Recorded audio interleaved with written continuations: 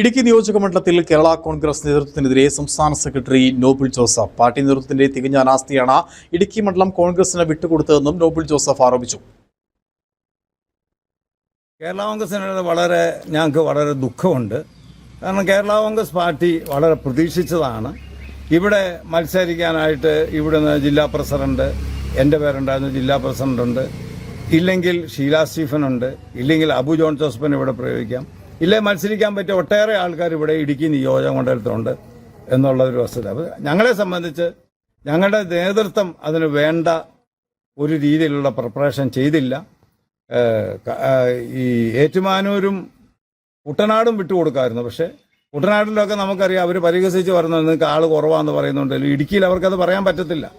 ഇടുക്കിയിൽ നടത്തിയിരിക്കുന്ന സമരങ്ങൾ മുഴുവൻ നേതൃത്വം കൊടുക്കുന്നത് തൊടുപുഴയിൽ നിന്ന് വന്നല്ല, ഇടുക്കിയിലുള്ള കേരള കോൺഗ്രസ്സുകാരാണ് നേതൃത്വം കൊടുത്തുകൊണ്ടിരുന്ന കഴിഞ്ഞ കാലത്തെ സമരങ്ങൾ അത്രയും.